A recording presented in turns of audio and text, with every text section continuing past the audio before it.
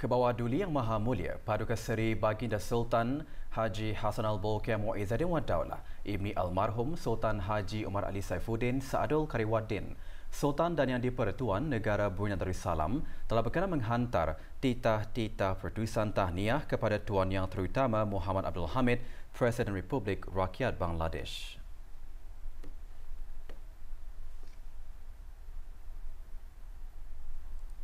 Dan Puan Yang Terutama Sheikh Hasina, Perdana Menteri Republik Rakyat Bangladesh serta Kerajaan Rakyat Republik Rakyat Bangladesh bersempena dengan sambutan Hari Kemerdekaan Republik Rakyat Bangladesh.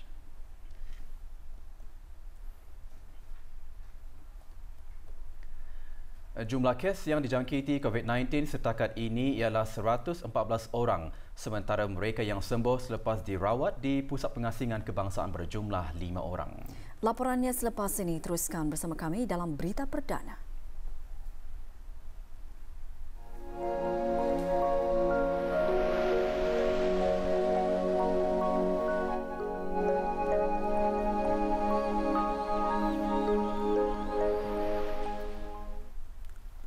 Perkembangan terkini situasi jangkitan COVID-19 di negara ini. 5 lagi kes baharu disahkan jangkitan COVID-19 hari ini menjadikan jumlah keseluruhan 114 orang. Perkembangan terkini situasi itu dikongsikan oleh Yang Berhormat Datuk Seri Setia Dr. Haji Awang Muhammad Isham bin Haji Jaafar, Menteri Kesihatan, dalam sidang media bersama Yang Berhormat Datuk Seri Setia Dr. Awang Haji Muhammad Amin Liu bin Abdullah, Menteri di Jabatan Perdana Menteri dan Menteri Kewangan dan Ekonomi Kedua, dan Yang Berhormat Datuk Seri Setia Awang Haji Hamzah bin Haji Sulaiman, Menteri Pendidikan petang tadi. Pada hari ini, 1 Syakban 1441 Hijrah bersamaan 26 hari bulan Mac 2020 Masihi, Kementerian Kesihatan ingin memaklumkan mengenai 5 lagi kes baru yang telah disahkan dijangkiti COVID-19 di negara ini. Ini bermakna jumlah keseluruhan kes di negara ini ialah 114 orang. Kes 110 berumur 21 tahun ialah seorang warga tempatan yang telah pulang ke negara ini dari United Kingdom pada 23 hari bulan Mac 2020 dengan menaiki pesawat BI-004, tempat duduk 35E. Beliau mula mengalami batuk dan sakit tekak pada 20 hari bulan Mac 2020. Kes 111 berumur 42 tahun mempunyai hubungan dengan kluster yang berkaitan dengan kes 73, 80, 88, 101, 108, 109, 112 dan 114. Beliau mempunyai sejarah perjalanan ke United Kingdom dan telah pulang ke negara ini pada 15 hari bulan Mac 2020, di mana ujian makmal beliau pada ketika itu adalah negatif. Walau bagaimanapun, beliau telah kemudiannya terdedah ke beberapa kes yang telah disahkan dengan COVID-19. Beliau tidak mempunyai tanda-tanda jangkitan. Kes 112 berumur 51 tahun yang mempunyai hubungan dengan kluster yang disebutkan di atas tadi. Beliau tidak mempunyai sejarah perjalanan ke luar negara. Ujian awal makmal beliau pada 20 Mac juga adalah negatif dan beliau telah mula menjalani kuarantin sejak hari tersebut. Walau bagaimanapun, beliau telah sekali lagi menjalani ujian makmal pada 24 Mac 2020 berikutan dengan pengesahan kes 101 di dalam kluster yang disebutkan tadi. Kes 113 berumur 20 tahun adalah merupakan anak kepada kes 103. Beliau tidak mempunyai sejarah perjalanan ke luar negara dan telah mula mengalami demam panas dan sakit kepala pada 22 Mac 2020. Sementara itu, Kementerian Kesihatan ingin memaklumkan kepada orang ramai bahawa penyiasatan kes bagi kes 103 masih lagi giat dijalankan. 114 berumur 50 tahun mempunyai hubungan dengan kluster yang berkaitan dengan kes 73, 80, 88, 101, 108, 109, 111 dan 112. Beliau tidak mempunyai sejarah perjalanan ke luar negara. Ujian awal makmal beliau pada 20 Mac juga adalah negatif dan beliau mula menjalani kuarantin sejak hari tersebut. Walau bagaimanapun, beliau telah menjalani sekali lagi ujian makmal pada 24 hari bulan berikutan pengesahan kes 101 di dalam kluster yang disebutkan. Beliau juga telah mula mengalami demam panas dan selesma pada 24 Mac 2020. Kementerian Kesihatan ingin memaklumkan kepada orang ramai bahawa alhamdulillah pada hari ini 3 kes yang dirawat Pusat Pengasihan Kebangsaan telah disahkan sembuh dan dibenarkan untuk pulang ke rumah. Oleh itu, setakat ini sejumlah 5 orang telah sembuh dan dibenarkan pulang ke rumah masing-masing. Ini juga bermakna daripada 109 kes yang masih dirawat di pusat berkenaan, seorang masih lagi di dalam keadaan kritikal, memerlukan bantuan mesin pernafasan dan alat bantuan hadlang mesin ataupun ECMO. Sementara itu, 3 orang lagi dalam pemantauan rapi dan selebihnya berada dalam keadaan yang baik. Kementerian Kesihatan juga ingin memaklumkan bahawa ketika ini seramai 1,221 orang sedang menjalani kuarantin menurut Akta Penyakit Berjangkit Penggal 204. Manakala seramai 794 orang lagi telah menamatkan tempoh kuarantin dan dalam keadaan yang baik. Sejak awal Januari 2020, sebanyak 4,519 ujian makmal bagi COVID-19 telah dijalankan. Kementerian Kesihatan sangat menghargai kerjasama dan bantuan yang telah diberikan oleh pihak-pihak sukarelawan dalam usaha kerajaan mengawal penularan wabak COVID-19 di negara ini. Dedikasi dan komitmen yang telah diberikan dari segi masa, tenaga dan bahkan kewangan peribadi adalah merupakan satu pengorbanan besar terhadap keselamatan dan kesejahteraan negara. Dalam kesempatan ini, Kementerian Kesihatan ingin memberikan keyakinan kepada sukarelawan dan para ibu bapa ataupun penjaga bahawa setiap tugasan yang diaturkan oleh Kementerian Kesihatan melalui Kementerian Kebudayaan, Belia dan Sukan untuk para sukarelawan adalah berupa tugasan rendah risiko ataupun low risk task. Di antara tugasan tersebut ialah seperti pemeriksaan suhu badan, membantu dalam kerja-kerja sekretariat di fasiliti-fasiliti pemantauan atau pengasingan dan sebagainya menurut garis panduan yang telah disediakan oleh agensi-agensi yang terlibat. Oleh yang demikian, Kementerian Kesihatan sangat mengharapkan kerjasama dan bantuan yang berterusan dari pihak sukarelawan. Teruskanlah menyumbangkan hikmat bakti kepada negara serta komited dalam sama-sama membantu kerajaan demi keselamatan dan kesejahteraan bersama. Untuk maklumat dan perkembangan terkini orang ramai, bolehlah melayari laman web Kementerian Kesihatan iaitu www.moh.gov.bn ataupun menghubungi talian nasihat kesihatan 148 pada bila-bila masa ataupun melalui aplikasi healthinfo.gov.bn. Yang Berhormat Datuk Seri Setia Dr. Awang Haji Muhammad Amin Liu bin Abdullah, Menteri di Jabatan Perdana Menteri dan Menteri Kewangan dan Ekonomi kedua menjelaskan inisiatif Jabatan Perbendaharaan bagi pembayaran pencen perkhidmatan dan pencen turunan melalui kaedah drive-thru bagi mengelak perhimpunan ramai. Rujuk siaran akhbar yang saya maklumkan semasa sidang media pada 18 hari bulan Mac 2020 yang lalu, iaitu berkenaan dengan tempat-tempat pembayaran pencen perkhidmatan dan pencen turunan seperti berikut. Bagi daerah Brunei Muara, pembayaran akan dibuat di Dewan Pusat Persidangan Antarabangsa. Bagi daerah Belait, pembayaran akan dibuat di Dewan Persidangan Kuala Belait. Bagi daerah Tutong, pembayaran akan dibuat di Dewan Kemasyarakatan Tutong. Dan bagi daerah Temburong, pembayaran akan dibuat di Pejabat Jabatan Perbendaharaan Temburong, iaitu tempat lazim pembayaran dibuat setiap bulan. Sehubungan dengan itu, memandangkan jumlah penerima melalui kaunter masih banyak.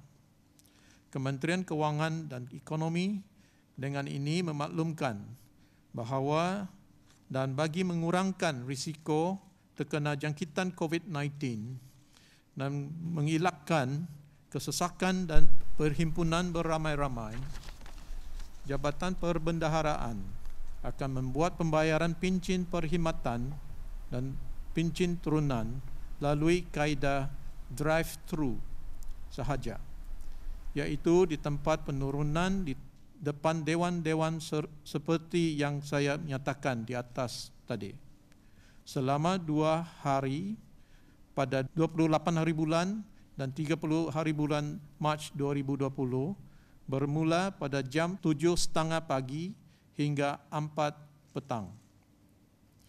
Dalam pada itu, penerima-penerima pencen adalah juga diarahkan untuk membawa kad pengenalan asal masing-masing untuk kegunaan pihak Jabatan Perbendaharaan.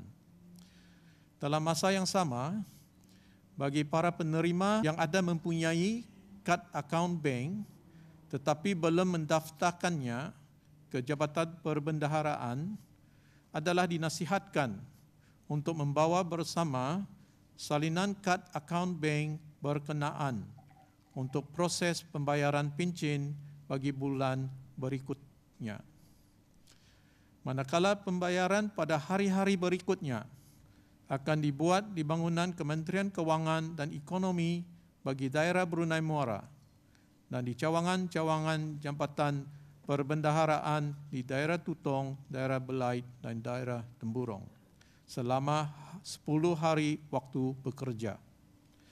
Talian-talian yang telah disediakan ialah 2380822 ataupun 2383-469 untuk penerima membuat sebarang pertanyaan ke atas perubahan tata cara pembayaran yang dimaksudkan ini. Kementerian Kewangan dan Ekonomi memohon kerjasama penerima-penerima untuk mematuhi arahan-arahan yang diberikan oleh pihak berkuasa bagi melancarkan lagi pembayaran pada hari-hari tersebut. Seterusnya, merujuk kepada sidang media bertarikh 21 hari bulan Mac 2020 mengenai dengan jumlah terkumpul COVID-19 Relief Fund setakat jam 5.30 petang hari ini adalah berjumlah RM1,3,947.69. Kementerian Kewangan dan Ekonomi sekali lagi ingin mengucapkan terima kasih kepada orang ramai yang telah membuat sumbangan ini. Untuk makluman orang ramai, dana ini akan digunakan untuk membantu Kementerian Kesihatan dalam menangani wabak COVID-19, di mana Ketua Pengarah Perkhidmatan Kesihatan Kementerian Kesihatan adalah diberikan kuasa untuk membelanjakan dana berkenaan mengikut kesesuaian dan bagi mempercepatkan proses perolehan. Dalam masa yang sama, dana ini akan diaudit oleh Jabatan Audit Jabatan Perdana Menteri bagi memastikan dana berkenaan tidak digunakan bagi keperluan lain. Sementara itu, Yang Berhormat Datuk Seri Setia Awang Haji Hamzah bin Haji Sulaiman, Menteri Pendidikan menjelaskan mengenai usaha-usaha yang dilaksanakan oleh kementerian berkenaan dalam memberikan sokongan padu kepada sekolah-sekolah melalui Jabatan Sekolah-Sekolah dan bahagian pendidikan swasta. Seperti mana yang diketahui umum, Kementerian Pendidikan telah mengeluarkan kenyataan media pada hari Selasa 25 Mac 2020 mengenai 2 perkara, iaitu 1. Pengajaran dan pembelajaran secara dalam talian pada musim persekolahan penggal kedua bermula pada hari Isnin 30 Mac 2020 dan keputusan Cambridge Assessment International Examination untuk membatalkan peperiksaan Cambridge, iaitu peringkat O, AS, A dan IGCSE bagi sesi Mei-Jun 2020. Dalam menempuhi pandemik COVID-19 ini, Kementerian Pendidikan menyedari kepentingan dalam memastikan momentum pembelajaran para pelajar adalah diteruskan walaupun berada di rumah masing-masing. Dengan itu, Kementerian Pendidikan telah memutuskan bagi pengajaran dan pembelajaran untuk dilaksanakan secara dalam talian. Ini bermakna tata cara penyampaian pengajaran dan pembelajaran perlulah diubah sesuai berdasarkan keadaan masa kini. Dalam masa yang sama, kita perlu mengambil maklum bahawa kapasiti sekolah-sekolah adalah berbeza-beza. Pendekatan yang akan dilaksanakan oleh sekolah-sekolah pastinya akan berlainan, tertakluk kepada pemimpin sekolah dan kapasiti guru masing-masing. Kementerian Pendidikan akan meneruskan usaha-usaha dalam memberikan sokongan padu kepada sekolah-sekolah melalui Jabatan Sekolah-Sekolah dan bahagian pendidikan swasta bagi perkara-perkara berikut. Pertama, bagi melaksanakan pengajaran dan pembelajaran secara dalam talian dari rumah dengan lancar. Ini termasuklah menyediakan kaedah pengajaran dan pembelajaran alternatif mengikut kesesuaian dan kapasiti sekolah. Menangani isu-isu yang mungkin akan timbul dalam menjalankan pengajaran dan pembelajaran secara dalam talian. 3. Meneruskan kerjasama bersama pihak-pihak yang berkenaan bagi menyokong pengajaran dan pembelajaran secara dalam talian. Pihak-pihak yang berkenaan adalah Kementerian Pengangkutan dan Infokomunikasi, Kementerian Keuangan dan Ekonomi dan pihak UNN.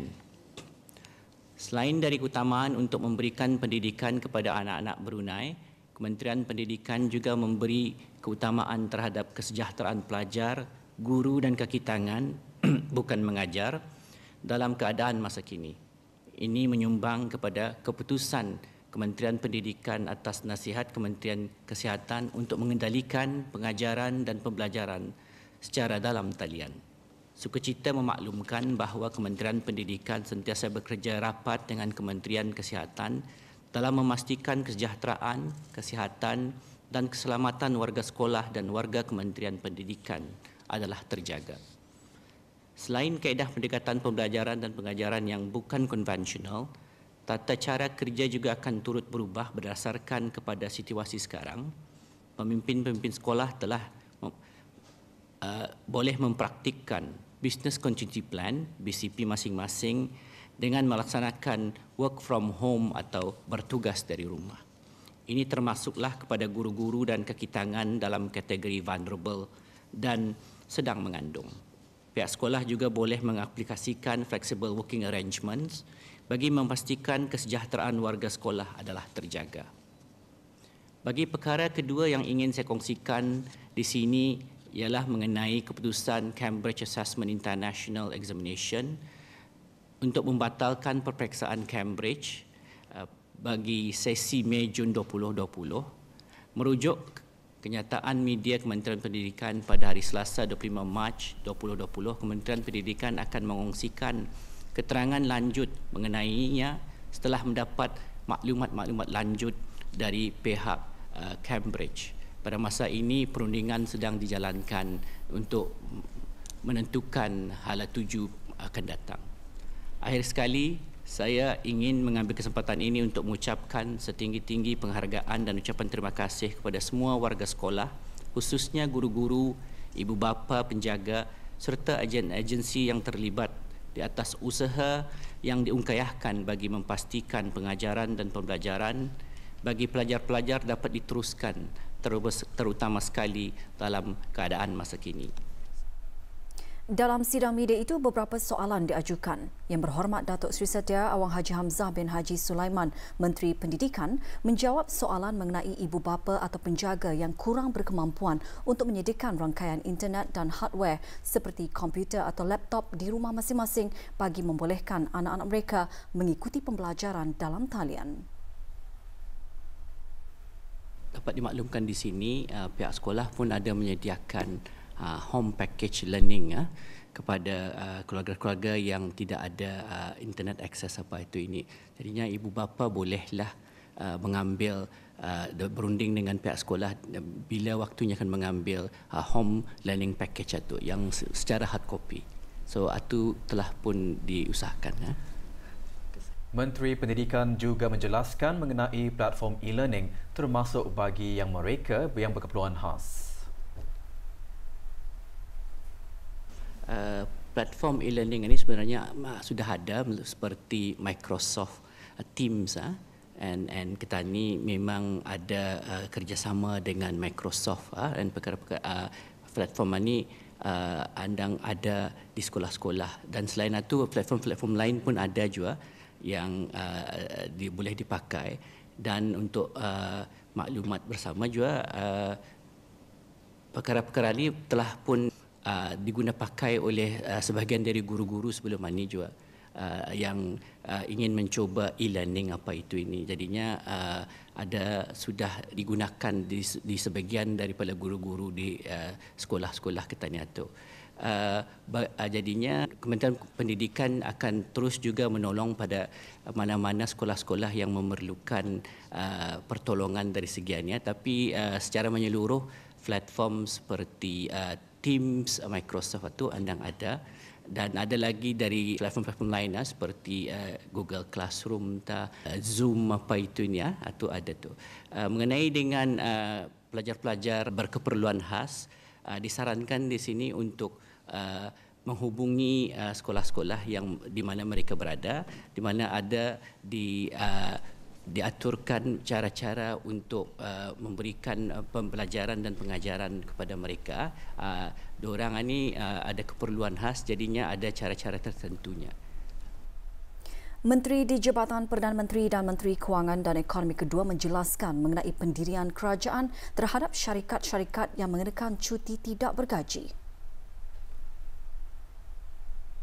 Ada kita ni melihat di negeri lain, ada sebahagian syarikat atau impose this enforce unpaid leave. I think we need to understand everybody is managing a business. So if the business cannot continue to sustain paying the employees, they have few options in front of them. Either they terminate the employees in order for the company to survive, or they ask the employees to go away for a period of time without pay, so that the company can withstand this difficult period. So hopefully by the time this thing, when we recover, then the workers still has a job to come back to. So there are options. These are the few options the businesses are facing today. Whether they terminate in order to cut costs, or they discuss with the employees to ask them to take unpaid leave. So in the case of Brunei, we haven't. We need to see this thing just, I mean, for Brunei, the first case of COVID-19 happened around the 9th or the 10th of March. So we are half a month into this. So many businesses have felt the impact long before this, like the tourism industry. But many other businesses, we haven't seen how this impact will affect them. Clearly, but I'm sure to certain extents they felt the impact. So for many of these tourism sector, they are facing the same situation as what you said in whatever is happening in the US. So they have to make decisions about where do they go with the business. So this may be an opportunity for the company to have a sort of a honest discussion with the employees, and what could be the solutions that work for both parties. You know, as I said, if they go on unpaid leave, during this unpaid leave, they can go away and do something that maybe they want to venture into something else. It's an opportunity also. Or they don't do anything, maybe come back when this thing recovers, and they still have a job to go to. So it's not something that the business like to do to the employees. I'm sure that everybody find this everybody's facing a difficult position. So we need to come to a compromise to see what will work for them. So in Brunei's case, we haven't heard many of these cases. But if this thing continues, I'm sure we will have that kind of conversation between the employers and employees. Kementerian Hal Ehwal Luar Negeri melalui pejabat-pejabat perwakilan negara Brunei Darussalam di luar negeri sentiasa memastikan kesejahteraan, kesihatan dan keselamatan rakyat serta penduduk negara Brunei Darussalam yang berada di luar negara terjamin. Lebih-lebih lagi ketika ini COVID-19 merebak hampir di seluruh dunia. Pemberita kami Azizi Ahmad berpeluang menemu bual secara video call bersama salah seorang penuntut negara yang masih berada di ibu negeri Jordan Aman. Kita ikuti temu bual eksklusif tersebut. Masa ini saya sedang berkurung di rumah sebab diperintahkan oleh kerajaan Jordan untuk mengadakan lockdown. Jadi kami masa ini ada curfew. So kami di sini boleh keluar dari rumah bermulai jam 10 pagi sampai pukul 6. Pihak kedutaan di sini sentiasa menghubungi kami di sini. So kami di sini ada 5 student saja di Aman. Setiap hari kami cuba WhatsApp, dorang tanya kabar. Lepas tu dari semasa ke semasa kami ada video conferencing dalam aplikasi Zoom. Okey. Untuk jadi di sana Duta Besar kami mengadakan kira update kami tentang advisory note ataupun update dari kerajaan Jordan, apa perintah baru, apa yang kena surah, apa yang tak kena surah. Jadi kes pertama sekali kena sahkan masa 2 hari bulan Mac. Yes. Jadi tema tu di Brunei ada sudah merebak penyakit ini, di mana-mana sudah ada. Jadi terutama sekali saya tidak cemas, saya tidak panik. Saya cuba dengan sedaya upaya untuk mengikut dan mendengar perintah kerajaan Brunei dan mendengar nasihat dari pihak kedutaan dan memastikan semua barang-barang keperluan di rumah ini ada dan cukup. Saya sedang tahun terakhir mengambil 6 pelajarannya mengenai research lah. Jadi so bagi saya it's lucky pasal memang research ni banyak pakai online learning, komputer. Yes. Jadi doktor-doktor di lecturer di sini pun dorang membagi online lecture secara video recording, secara membagi YouTube videos. Kami pun ada masa-masa terhad untuk membagi assignment ataupun membagi soalan-soalan yang tertentu. Yeah. Okey, kepada keluarga dan rakan-rakan saya yang berada di Brunei, jangan panik. Please jangan panik. Kami di sini okey. Kami tidak di bawah kawalan yang bagus pasal kerajaan Jordan sini sangat mengambil tindakan dengan cepatlah, tindakan orang cepat dan benar-benar strict. Jadi don't worry about us di sini. We have our food, we have our drinks, we have our water. Kami di sini ada our basic needs, and kalau ada apa-apa pun kami ada pihak kedutaan untuk kami hubungi, dan kami juga kena bagikan nombor-nombor yang penting seperti polis dan juga hospital kalau ada sebarang kecemasan. Pelbagai inisiatif secara bersepadu dan berterusan dilaksanakan oleh pihak kerajaan bagi membendung penularan jangkitan wabak COVID-19 di negara ini. Ini termasuk langkah yang diambil mengenai kebajikan mereka yang menjalani arahan kuarantin dan pengasingan diri seperti permakanan harian mereka diberi perhatian khusus dan disediakan secara percuma oleh kerajaan. Penyediaan makanan itu dikendalikan oleh syarikat Royal Brunei Catering RBC. Butirannya bersama Liana Suhaimi. Syarikat Royal Brunei Catering melalui RBC Healthcare Catering bertanggungjawab menyediakan makanan harian bagi orang-orang yang sedang dikuarantin. Setiap makanan yang disediakan mengikut garis panduan keselamatan pemakanan Kementerian Kesihatan. Pihak RBC menyediakan minum pagi, makan tengah hari dan malam, dan ini termasuk juga minum petang.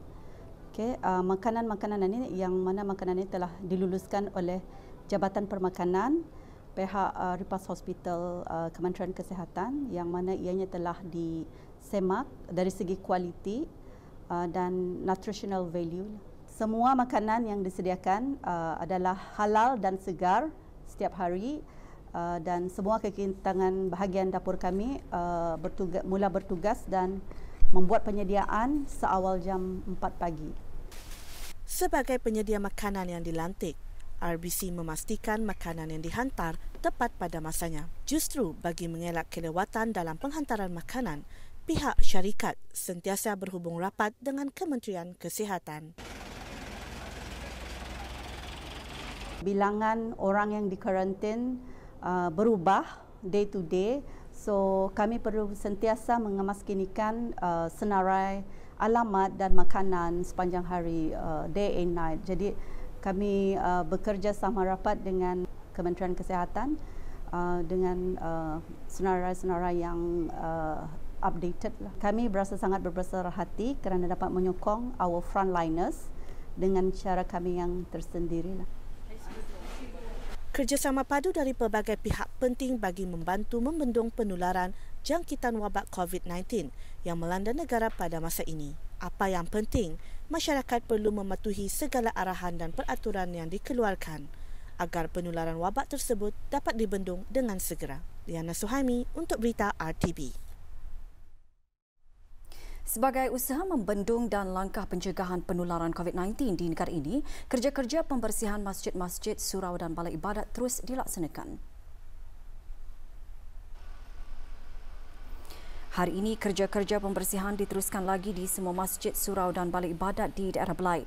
Ia dilaksanakan sebagai usaha berterusan Kementerian Hal Ehwal Agama melalui Majlis Ugama Islam Brunei dan dilaksanakan secara berperingkat-peringkat mengikut jadual yang telah ditetapkan.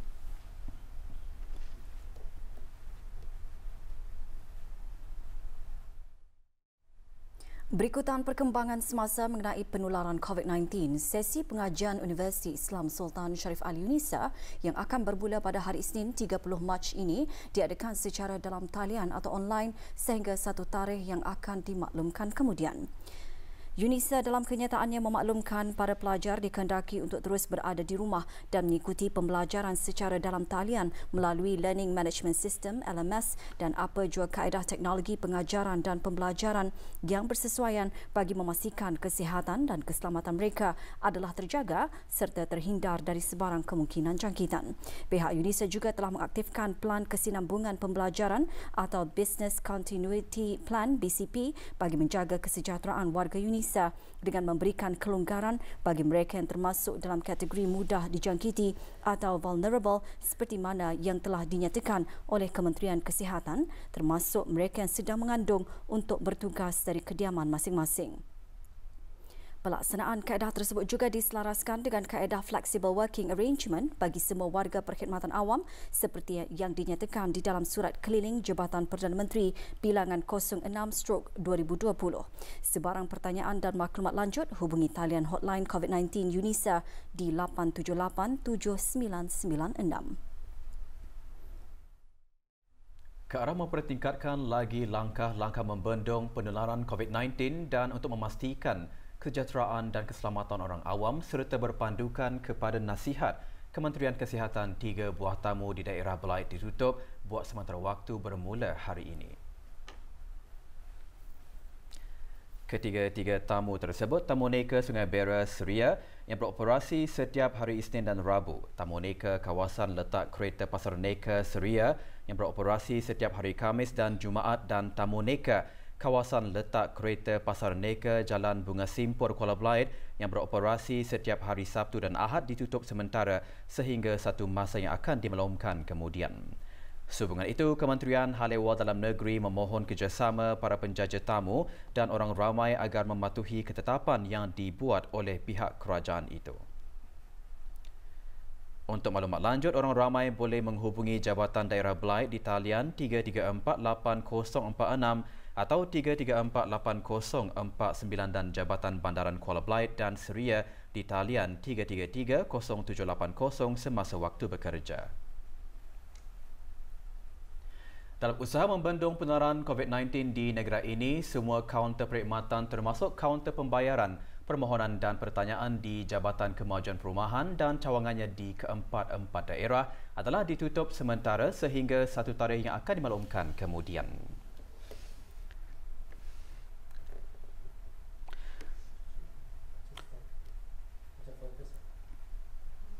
Sehubungan itu, Jabatan Kemajuan Perumahan maklumkan orang ramai untuk membuat pembayaran secara dalam talian atau online bagi pembayaran rumah melalui One Common Billing System OCBS dan juga online banking BIBD dan Baiduri. Sebelum melayari portal OCBS, orang ramai yang menggunakan perkhidmatan pembayaran melalui OCBS perlu mendaftar dan mengaktifkan akaun e-Darussalam masing-masing di https://ocbs.mofE.gov.bn. Pertanyaan dan maklumat lanjut layari laman sesawang Jabatan Kemajuan Perumahan www.housing.gov.bn atau hubungi di talian yang tertera.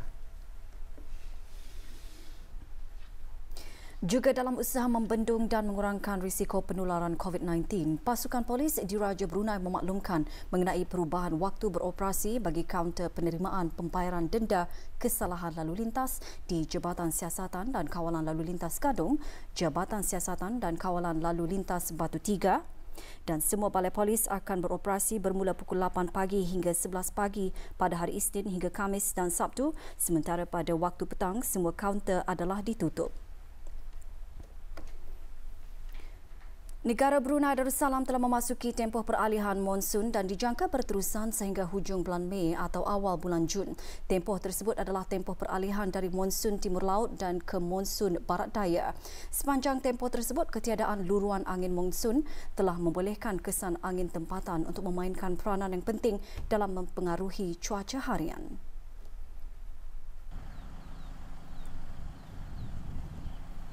Berdasarkan rekod klimatologi, kekerapan kejadian ribut petir adalah tinggi semasa tempoh peralihan monsun ini dengan purata hari-hari yang berhujan bagi bulan April ialah 17 hari dan bagi bulan Mei ialah 18 hari. Sepanjang tempoh ini, negara lazimnya mengalami keadaan cuaca cenderung panas pada waktu siang, tiupan angin dari pelbagai hala dengan kelajuan yang lemah pada waktu pagi.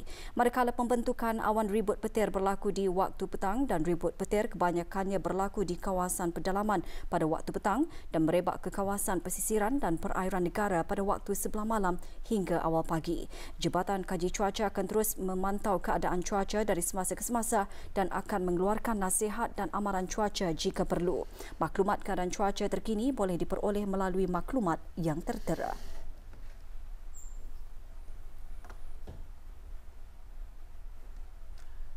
Seorang lelaki penduduk tetap dijatuhi hukuman penjara sejumlah 10 bulan oleh Mahkamah Magistrate Bandar Seri Begawan kerana melakukan 3 kesalahan jenayah yang melibatkan perbuatan curi. Kesalahan tersebut dilakukan di salah sebuah gudang perindustrian di kawasan Lambak Kanan.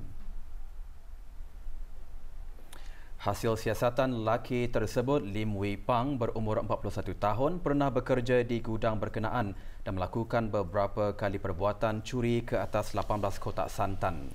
Lim kemudian menjualnya ke kedai-kedai runcit, walau bagaimanapun kegiatannya itu berhasil dibongkar oleh pekerja-pekerja di gudang berkenaan dan pemeriksaan menerusi rakaman kamera litar tertutup CCTV. Hasil daripada perbicaraan, pihak mahkamah telah menjatuhkan hukuman penjara atas dakwaan.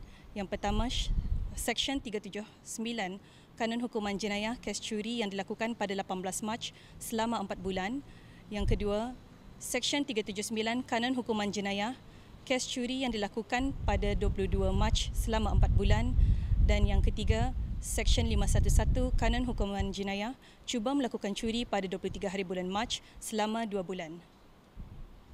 Jumlah keseluruhan penjara selama 10 bulan, namun atas kerjasama yang diberikan oleh tertuduh, hukuman pemenjara diturunkan selama 6 bulan bermula pada tarikh 25 Mac 2020 di penjara Marlborough.